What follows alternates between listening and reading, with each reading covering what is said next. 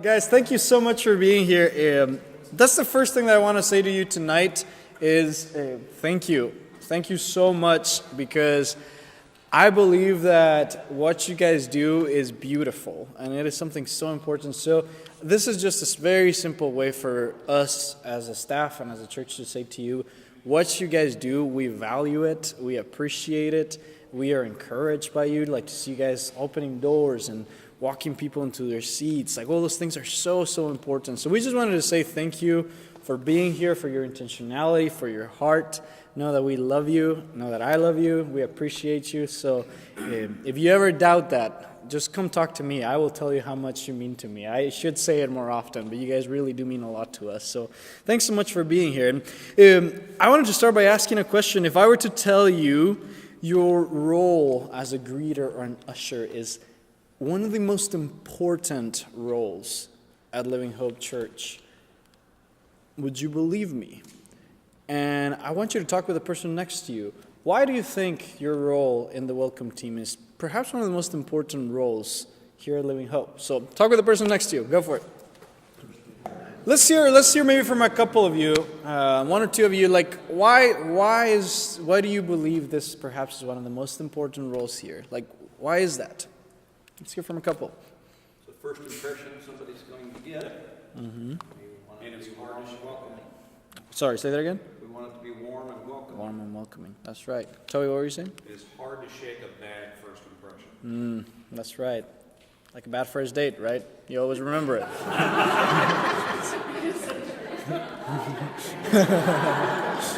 Anyone else? Why is this so important and so valuable?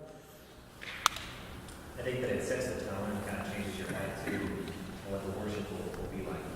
Smiling and greeting somebody and being genuinely happy. Wow. So it's kind of a part of our worship, not necessarily like just something on the side. I like that a lot.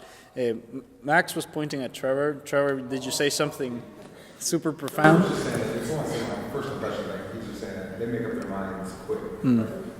They're either going to, the first kind of thing, they're going to just decide whether they're going to like it or not like it based on the littlest thing right away. So Right.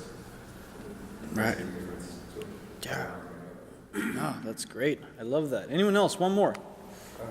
People like happy, friendly people. And if you have a smile on your face, if you're friendly, people like it. Yeah. It's a contagious thing, right? Like, warmthness and happiness is a contagious thing. I love that.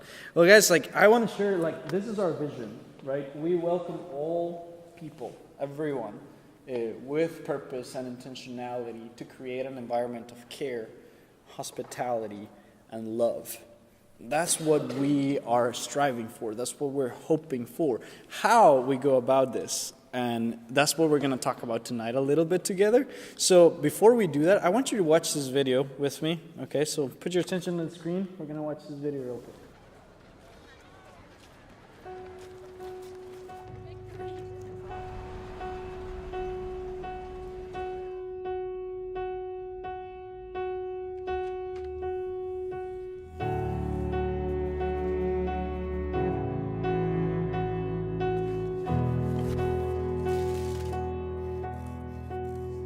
Where the doors are moaning all day long,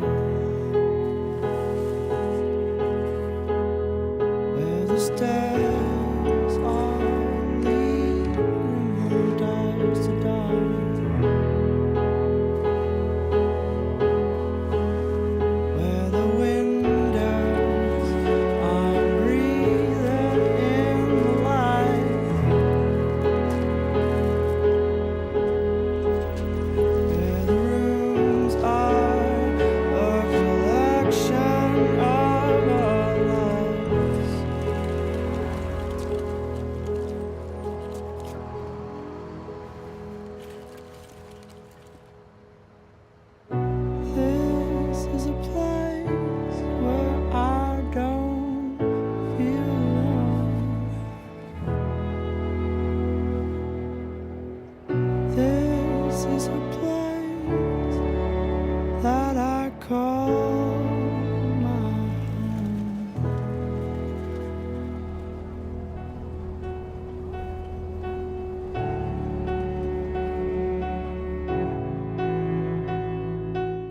right?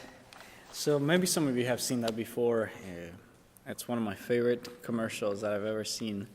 And I wanted to ask you, what of what you saw in there, how would it relate to what we do here as a welcome team? Is there anything at all? Like, there's no wrong answer. I want you to brainstorm with me. I want you to get your imagination going here.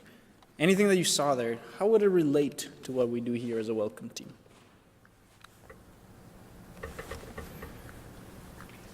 Sure? I think that sometimes we don't realize what people have done. Hmm. And I think we know where they are in their life at the moment they walk in those doors. And if they don't feel like this is a place that they can be open and a little bit transparent, their heart will not hear the words that the message in the song will bring or what pastor will bring, because it got touched on. Right. And so just breaking down some of these barriers, that was a little thing that he did, but you saw it turning somehow in his face. Right. And thinking about it. That was key. Yeah. We don't know what people have been through, right? Like, we don't know what the people walking through our doors have been through. I like that. Anyone else? What did you see?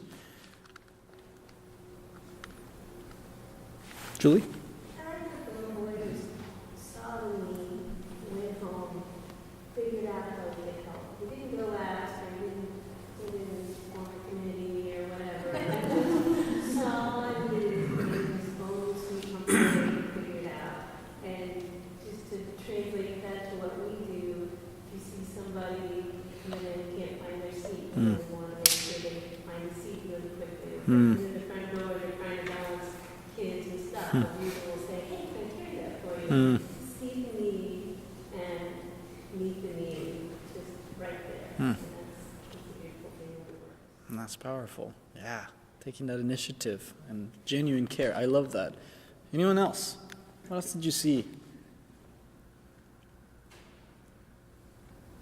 I would say no condemnation, just not trying to judge a book by its cover, or just accepting each other.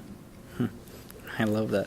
Guys, yeah, this is so important. And I love the video because I think we can, like, go all sorts of different directions. But I wanted to focus on three things coming out of that I think relate a lot to our house, okay?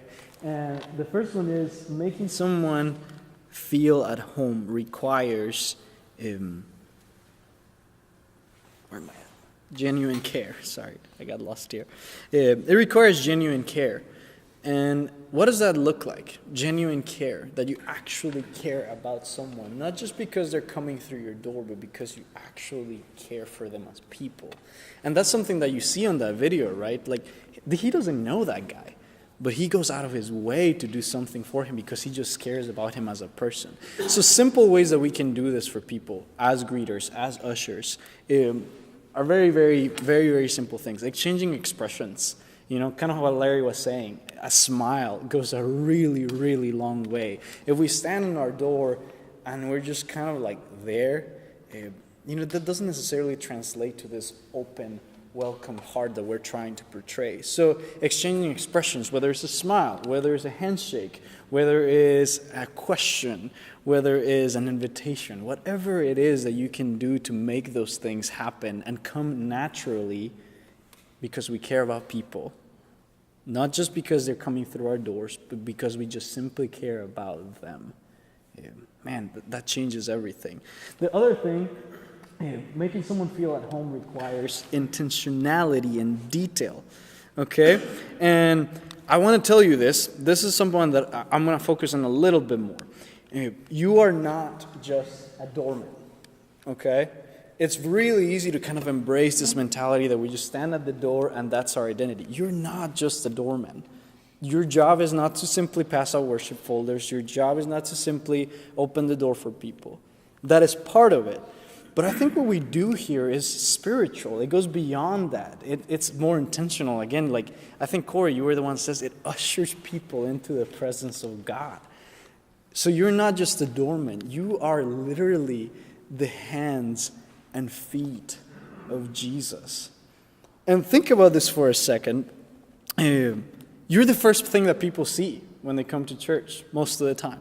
Like, you guys are the first impression, as we talked about, right?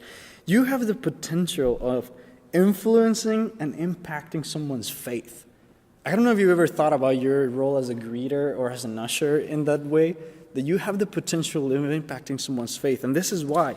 You have no idea who the person walking through this door is. Perhaps it's someone who's depressed. Perhaps it's someone who's agnostic. Perhaps it's someone who hasn't been to church in 20 years. Perhaps it's a couple that just got in a fight on their way to church. Perhaps it's someone who's hesitant about coming in. Perhaps it's someone who is just completely alone and looking for community. And man, those are the people that walk through our doors. And what if every time you greet someone, what if every time you usher someone, you have this in your mind, that it's like, I am going to love you. I am going to intentionally care for you beyond just someone walking through my door. You're not just the doorman, guys. You are the hands and feet of Jesus. And I believe you have an amazing potential. I don't know, you can tell this gets me so pumped, because I am all about embracing people. And I think that makes a huge difference. So what I said earlier, that what you do is so important, I believe that with all my heart. I believe in you guys. You guys are so valuable. So what if we were to embrace that? Intentionality and detail. You know, the kid, he made a mailbox, right? Like he put little plants. He went a little bit the extra mile for this man. What if we were to embrace that as ushers and greeters? That we were not just there, but rather we were just to go a little bit more. And another way that we do this, guys, creating this environment, another simple way that we do this is showing intentionality and detail, is being on time. That's huge, you know, and I know that's really hard. Me being Latino, that comes difficult naturally, you know, but I've had to learn, and I'm still learning, and I know that sometimes Sunday morning is tough, but, you know, we do our best to go to our jobs on time, we do our best to be at meetings on time. What if we were to embrace this intentionality and attention to detail on what we do here on the Lord's place, on our place of worship and community? So this is a very simple way, you know, to show that. Being on time communicates respect for your team, for your people, for leadership, all these things. So 20 minutes before you're scheduled to be in the service, just be at your door, you know, 20 minutes. Set your alarm a little bit ahead, you know, be intentional about it, not simply for the sake of being on time, but for the sake of caring for people in a genuine way. Can we do that together? Like, do you guys think like that's doable? I know we don't expect perfection. We just want willing hearts, okay? Yeah. So it's going to be great. I'm excited. Now, so just to review, intentionality and detail, be more than a doorman, be the hands and feet of Jesus, be on time, 20 minutes before. Pretty simple, right? Doable? Awesome. Then the last one I want to say, making someone feel at home requires going beyond, which kind of we already alluded to it. Being attentive and curious about people. It's something that's so important. You know, the boy puts a blanket in there. He cuts up the curtain of his bathroom to put it as a roof, you know. He goes beyond to make this man feel at home. And I wonder what would happen if we were to embrace that identity here. Being attentive and curious for others breeds hospitality. It's just a natural thing that happens. So, you know, when I was preparing for this, I realized that the house to me doesn't simply represent this building. The house to me represents each of us. And see, every single one of us is broken. Every single one of us has flaws. Every single one of us doesn't have it all together. But I think what this house represents is like we welcome people into this space beyond just opening the door. We're inviting them into family. We're inviting them to say, hey, we don't have it all together, but we care about you. You belong here. You are safe here. You are important to us. Man, guys, like if we were to embrace that identity, what would happen to our church? And I think you guys do a beautiful job at this, but I just want to challenge you tonight. How can the Lord use you even in a greater way? So, moving forward, right? Like, just to review, these are the things making someone feel like home requires genuine care, intentionality, and detail, and going beyond. So, in this house, I want you to read this with me, okay?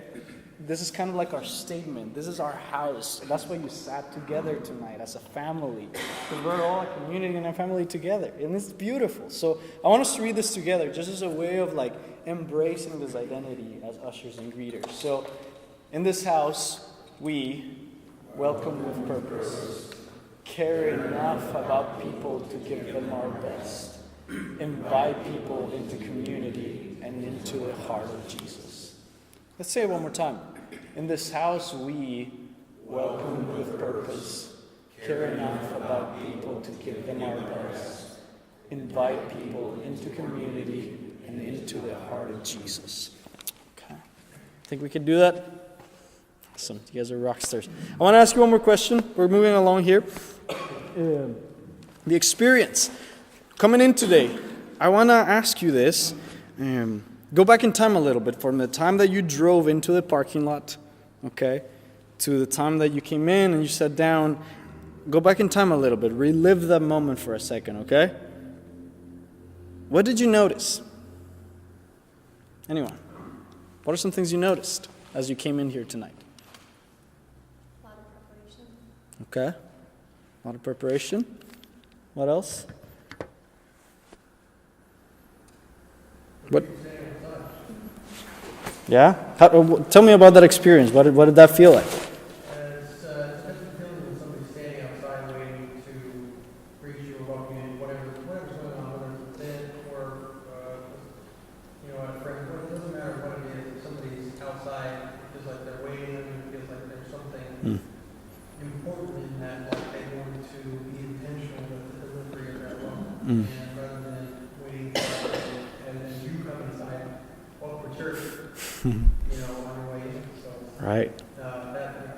that's one thing that you don't see everywhere you go. I think that intentionality makes a significant difference before you park the car.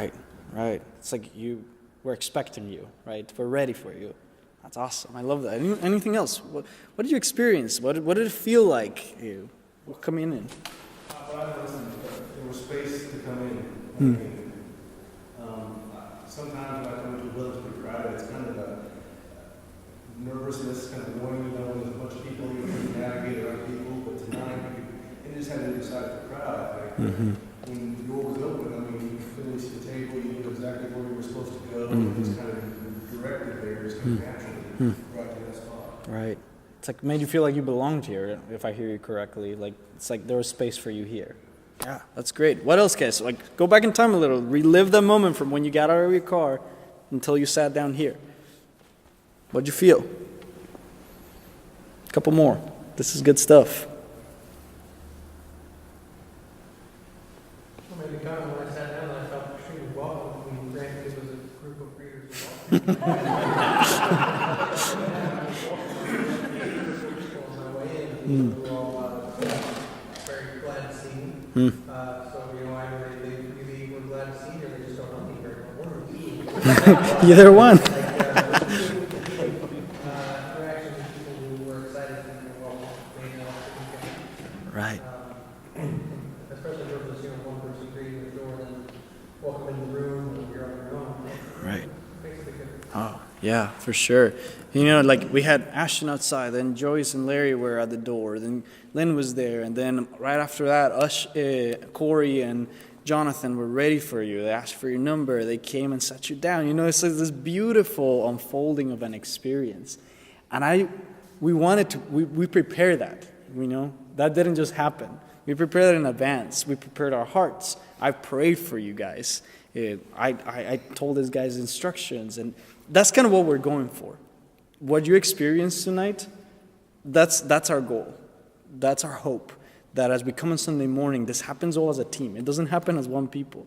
It happens as a team, right? From the person out there to the moment that you sat down, it took many people to make it happen. So what if we were to do that on Sunday morning? And one of the ways we do that, again, is being on time to make sure all the spots are taken. And when we do that, we can actually be here, you know? We're not just rushing. We're not like thinking about somewhere else, but we're here and we can embrace people when they're coming in. So what you experienced tonight was on purpose. We wanted you to experience something that perhaps that's what we're going for on Sunday morning. That's how we want to make the first person who walks through that door feel how Stephen felt. We were glad to see you, and we meant it. We were excited that you were here tonight, and we meant it. We cared about you, and we meant it. So, guys, as you think about on Sunday morning when you're here, when you come to greet, when you come to usher, kind of relive this moment for a little bit and ask yourself this question, man, how can I be intentional? How can I genuinely care for this person? How can I go beyond a little bit more? I don't know. I'm excited. I think it's going to be beautiful. So another way that this experience that happens, it's through safety. You know, there's a lot of people here on Sundays. So I'm just going to turn it over to Pastor John. He's going to just share a little bit about that with us. So go right ahead. Yeah, go for it. Quite a few months ago now, we hosted a safety seminar here at our church, and have been talking about that for quite a while, and it's really taken us quite a long time to kind of get our arms around what are we going to do next to make sure that this is a very safe place. I know you guys have heard all the stories, you know, in the news about things that happen that aren't safe in places like this. And unfortunately, oftentimes, people don't do anything about something until that something happens. So we really don't want to be reactive, we want to be proactive. So we hosted a safety seminar here at our church. It was actually over at the house. And it was one of the more eye-opening things I have ever been a part of, because you don't really know a lot of the details other than just kind of what you see on news stories. But when you really start seeing details and things that went into the mix of what happened and why it happened and how it could have been prevented and how a little bit of forethought and preparation could have gone a long way towards keeping people safe in this culture and in this time and in this day, with boundaries falling left and right, it's really important for us to be intentional about that. So we hosted that. Toby, I'm going to introduce him in just a minute. He and I attended that from our church, and some other pastors and people from other churches came. But we want to take the next step with that now. And the ushers and the greeters and the welcome team, you are a huge part of that as far as how we can work in concert with each other to know what we do, why we do it, with bad weather situations, with intruders. And we've had a couple of instances already at the church that were kind of a little dicey. We had one lady come one Sunday kind of demanding money, and I said I'd talk to her after the service, and she says, no, I just want to go up front right now, because it was before my time, and I was kind of out there. Actually, somebody came and got me. That's right, and I walked out. And she was kind of threatening. She was going to come in the service and take the platform and make an announcement and have people take an offering for her. And so, you know, had I not been gotten, had she just kind of walked in and made her way to the front, what would we have done? And that's just a small sample of unpredictable things that happen. So towards all of that, towards the end of being able to manage that, on February, is that up there behind me? Yeah, there it is. Safety training, you see the date and the time, and we're going to basically try to share some of that with you. We don't have time to do all of that, but just enough so that you can be a part of a team that helps keep us safe in the event of something happening. We all know what each other's going to do. We know procedures, we know policies, and we have a plan. We know what we're going to do rather than being ignorant. And so I'm very passionate about that, especially after going to that. And Toby Schoenberger, many of you know Toby right here, he's very passionate about that. And I'm going to ask him to come and share just a little bit of his vision for that as well, very briefly, and then we're going to move forward. So Toby, come on up, tell them a little bit about your perspective. Hi, guys. Does anybody know the name Dylan Roof? Okay. For those of you that don't know who this guy was or is, he's a guy that was involved in a Carolina church shooting. He said that these people were so nice to him that he almost didn't kill a bunch of them. Okay? They don't have a welcome team at that church. So how important are you guys? You guys are seriously so important that you could be friendly to somebody to the extent of they don't go into church and kill a bunch of people. That's how important you guys are. That's the first thing to consider about when you're having somebody come in your church, just being friendly. It may change their entire attitude. It almost changed this guy's attitude. Almost. If they'd have had a welcome team, might have tipped it over the scale. Saved a lot of lives.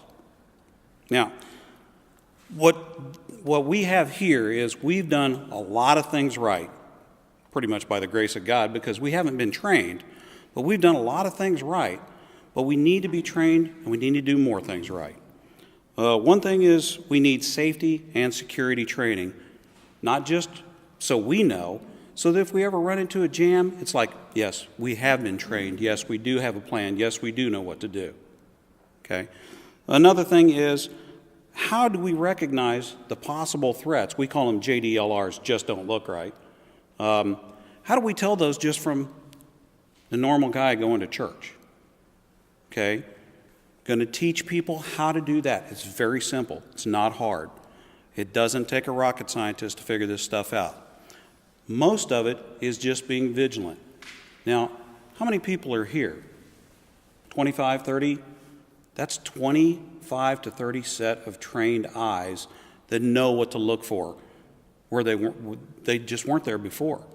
That's all I do on Sunday is I watch for stuff.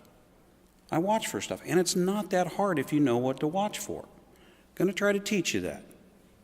Know what to look for, what to dismiss. Another thing is how to mitigate these threats. Some of the people that will come in are JDLRs, just don't look right.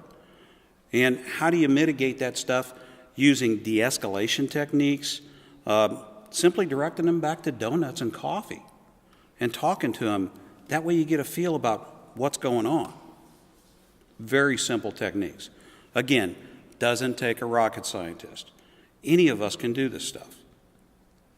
How to deal with intruders, the real bad guys. What do you do? And how to simply be vigilant. A lot of people don't know how to watch. They just don't know. And if you try to watch everything, it's going to tire you out. And you're going to burn out quick. So you kind of need to know what to look for. And you know how sometimes when a dog sees something, his little ears, bing, pop up? Okay, you'll know what you see when you see it. See, you need these kind of tips. And by the way, again, we were saying, you're the first persons that are right outside the door, the first people to know what's coming in that door. Also, right here, being vigilant, you know what's coming in here. You know, that's priceless. Knowledge is king. I think I always say in a blind world, the one-eyed guy is king. He is. We don't have to be perfect. We just have to be that one-eyed guy that sees some things. It's just little things like that. We need the training, we need the knowledge, and we all need to be on the same page. Once we are, we can all depend on each other. Again, this is a big team. There's a lot of set of eyes here. Being vigilant is like job one. And knowing what to look for, you guys are going to be fantastic. That's pretty much it. Any questions or anything? I'm always available. Just holler at me. Could we give Toby a hand? You guys, again, this may feel a little bit like, whoa, like that's so much stuff. But it's like, no, we're just being, as Pastor John said, proactive rather than reactive. Those are definitely things we'll be covering in that training in more detail. Yeah, exactly. And that's why we're doing this, so we can all be on the same page. So at that training, we're going to be covering more, and it's going to be great. So we're going to have breakfast too together, so it's going to be awesome. All right. I want to keep moving on, guys. If you have more questions regarding this, you'll be hearing more details about it. I have one more thing I want to share with you guys. My goal is to get you out of here by 7:30, so we're going to keep moving. All right, just a few reminders. For greeters, greet from the outside. unless it's below 45 or above 85. Okay, I know it's a little hard to read, but if it's below 45, you can still be on the side. If it's like a little nicer, just make sure you read from the outside. Kind of what Stephen was saying. If someone's outside waiting for you, it creates a whole different atmosphere. And also introduce yourself to people. If you don't know someone, just say, "Hey, I'm Bill. Nice to meet you. What's your name? I don't think I know you. Or have I met you before?" Goes a long, long way rather than just simply opening a door for someone. Again, just one more reminder, to be on time, that's just super important. Ushers, don't just hand out worship folders. Be intentional with your welcome. You're kind of that second tier of welcoming after the greeters. Help people find seats. If you see someone doing this, that's your cue, okay? If you see someone looking around, that's your cue. If you see someone standing in the back, that's your cue to say, "Hey, yes, Pastor John." I just want to point this out very quickly. No, go right ahead. We have our ushers do a fabulous job with this. Corey does an excellent job. Corey, how do you do, what do you look for? Because I've watched you, and it's so natural. Give us a tip, give us a quick tip. Get somebody to their seat. I know from experience just the awkwardness of not being able to find a seat. You feel awkward, and it's your first time at church. It's almost like I might just stand in the back, and as soon as I can get out, I'm going to leave. And so it really helps when Jorge announces, everybody listen in the middle. Sometimes even just to say everybody move to the left, and then there's a whole side, that's completely open. But I just try to be ready for the situations where I can prevent someone from feeling awkward and unwelcome. Yeah, you look for those situations. I've watched you watching and looking. You do a great job. Right. It's part of that going beyond, right? Like you're anticipating things and you're genuinely caring for people, how their experience of being here. So that's super important, guys. And then the last thing for both greeters and ushers is block out dates on Planning Center. It's super important. And I'm going to show you this little 1-minute clip of how to do that in case you don't know how to do that. Because when Lynn's scheduling you, she sends out the schedule, but you say, "Man, I'm not going to be there." Well, if you block out your date, we know, so we're not going to schedule you in a time that you're not going to be here, okay? So it just prevents a whole lot of administrative and logistical things. So if you can be here on the week that you're ushering or greeting, you have the email list. I'm going to send a follow-up email after this that you'll have like the contact of this team right here. Ask someone to cover for you or to switch for you, and then you'll notify Lynn or myself, and we'll get it taken care of you. But watch this video real quick. It'll be short, but this shows you how to block out dates on Planning Center, okay? From the dashboard, click Block Out Dates to see the new editor. Click any date in the calendar, and you can immediately type a reason for that blockout. Have other dates to enter? Just click the calendar again, and it's faster than ever. You can even click and drag to quickly make multi-day blockouts. If you add a date by mistake, click the trash can to delete it. You can also click to edit dates before saving them. This blockout is just for the evening, so I'll deselect all day and set the start time and end time. There are new repeating options too. In addition to every week or month, you can choose every 2 to 6 weeks or months. If you choose month, you can now select a specific day, or you can choose a day pattern like every last Tuesday. Pretty simple stuff. If you have any questions, please let us know. This was a tremendous help for us. So if you guys, what we'll do is before we send the schedule out, we'll send you all an email saying, "Hey, could you go and block out the dates for this many months or this much in advance?" And I know sometimes the schedule doesn't work. That's totally okay. Okay, we don't expect perfection. We just want willing hearts. That's all we need. So block out your dates. It's going to be awesome. Super simple. If you have any questions, please let myself or let Lynn know. So any questions on that? Awesome. Guys, you guys are rock stars. I am so excited for how God's going to continue moving. Again, in this house, this is what we do. We welcome people with purpose. We care enough about them to give them our best. And we invite people into community and into the heart of Jesus. This is who we are. This is what we're about. This is our heart. This is our vision. This is our passion. So we're grateful for each of you, and we're excited that we get to do this together. So, love you guys. Let's pray together.